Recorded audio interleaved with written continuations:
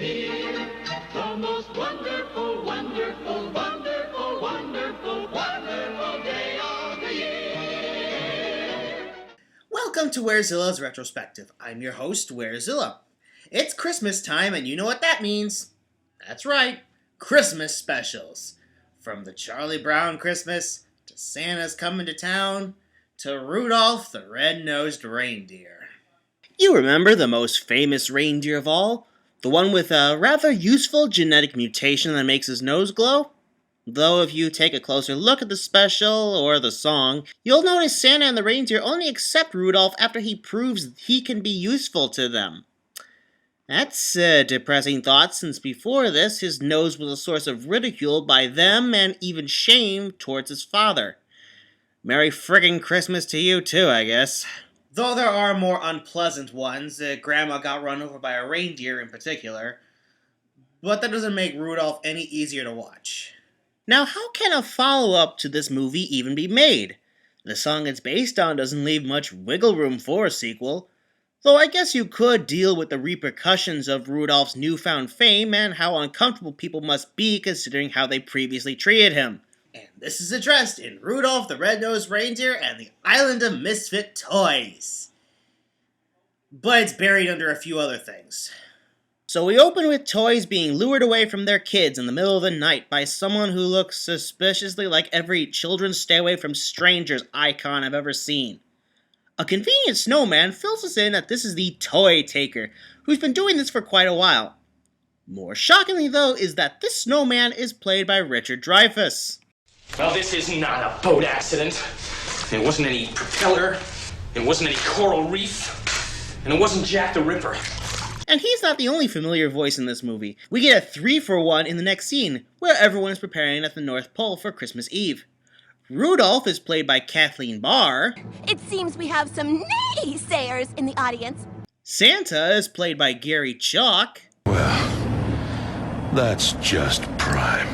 And Hermie is played by everyone's favorite, Scott McNeil. Like I said, you're just a blasted slag spouting saurian, but it's nice to know where you stand. Anyway, the others are trying to get Rudolph to make his nose glow for their entertainment.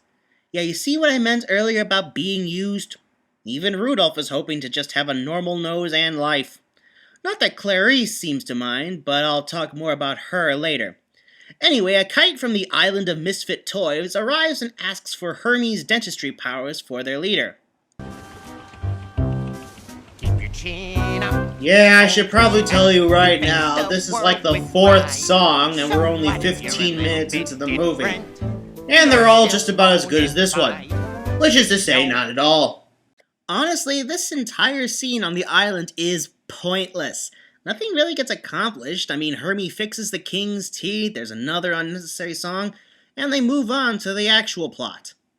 And that is getting stuck in a storm and forced to land on a similar island inhabited by toys. Enough, Bender! Why you trespass on Castaway Cove? Whose ruler is played by Jamie Lee Curtis. Sheesh.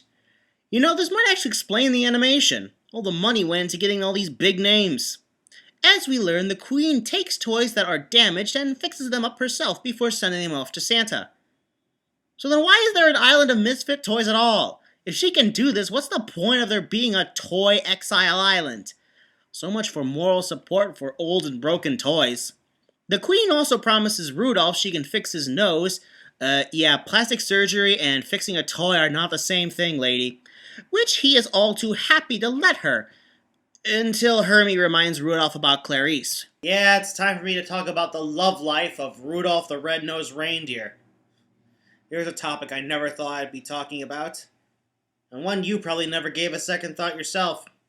We did get genuine friendliness between Rudolph and Clarice in the original, probably the only bit of affection Rudolph ever had in his young life, but I didn't think it was anything romantic at the time. This movie thinks otherwise. Rudolph and Hermie even have this conversation. Everyone in Christmastown knows. They do? Haven't you told each other? Well, not in so many words. Last I counted, it was just 3. I've tried, Hermie, but the words won't come. And it's taken to its extreme when Rudolph later teaches Clarice how to fly, but she doesn't have the mental boost. That is until Rudolph admits that he loves her. Then she has no problem flying. And then the plot finally kicks in. Oh yeah, this movie has one of those, I almost forgot. It would seem the toy taker snuck into Santa's workshop in the middle of the night and made off with all the toys. Take me back! My little Sarah needs me! Please, Mr. Toy Taker, let me go home too. A toy is never truly happy until it is loved by a child. The truth is that children always outgrow you. And when they stop needing you, have mercy. They'll toss you aside like yesterday's trash. I'm getting flashbacks to the Toy Story series and the various villains it's had. This came out in 2002, long before the third movie. Nah. So Rudolph, Hermie, and Clarice are joined by Yukon Cornelius and Bumbles the Yeti, both of whom are also played by Gary Chalk and Scott McNeil, to try and find the toy taker before Christmas. And their plan isn't a bad one. Disguise themselves as toys in order to get into the toy taker's blimp. Except for Bumbles, who's too big.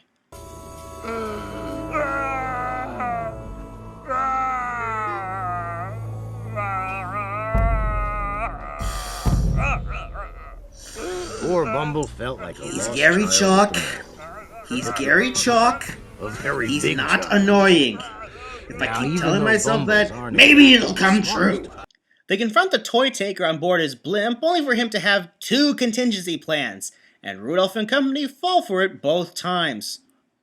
You know, since the toy taker is played by Rick Moranis, this is probably the most appropriate use of this clip I've ever had. Now you see that evil will always triumph, because good is dumb. In fact, the only reason our heroes even succeed is when Cornelius tries to walk on top of the blimp, in steel cleats. As he and Hermie try to get the blimp to land, Rudolph and Clarice chase the toy taker through Cornelius' mine, which suddenly turns this into a blatant ripoff of the minecart chase from Temple of Doom. Long story short, they capture the toy taker and learn who he really is. Pay no attention to the teddy bear behind the cloak. I am the toy taker. Fear me! Okay, when I made that allusion to Lotso earlier, I had no idea the toy taker actually would be a teddy bear that's been driven mad over the loss of his previous owner. Still, I guess the toy taker, or Mr. Cuddles as his real name is revealed to be, is more benevolent, trying to keep toys away from being hurt by rejection, as opposed to the sociopath who makes toys suffer in a despotic daycare. Oh, and Cuddles gets off scot-free, Santa delivering him to his old owner's daughter, where I have no doubt the cycle will continue. And so the film ends with Rudolph keeping his nose, Christmas resuming, and the original song rolls over the credits. And here's a real shocker. It's better than any of the other songs in this movie. This movie has some obvious problems. I've been avoiding talking about the elephant in the room that is the animation up to this point because I think it goes without saying that it is awful. Trying to imitate the stop motion of the original with CGI clearly wasn't the right way to go. But asking for this to be animated in the same style is likely a pointless cause given the time this came out, and is definitely so if a follow-up was made today. And the songs, they happen far too often with no rhyme or reason. And everything I said that would work for sequel material? Though I guess you could deal with the repercussions of Rudolph's newfound fame and how uncomfortable people must be considering how they previously treated him. Well, they mention it, but they don't actually do anything with it.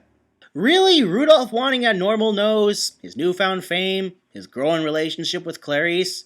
All of it was put up, but it was treated as filler. Doesn't help that they barely touched on the main plot with the toy taker, which might explain why they include all these plot points but then forgot to actually conclude any of them. As I assured you earlier, the best parts of this would be the voice acting, and I give them credit. Barr, Chalk, and McNeil sound very much like the originals. So, good job on that count at least. And yes, I am trying to avoid being as venomous towards this movie as everyone else, as hard as that is. But this just isn't the time of year to do that. So, Merry Christmas to all. And to all, a good night. Rudolph the red-nosed reindeer had a very shiny nose, and if you ever saw it, you would even say it glows.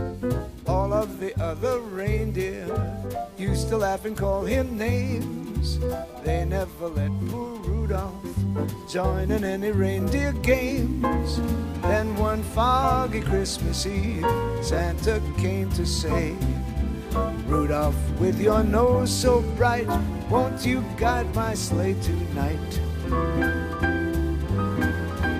Then how the reindeer loved him as they shouted out with glee, Rudolph the red-nosed reindeer, you'll go down in history.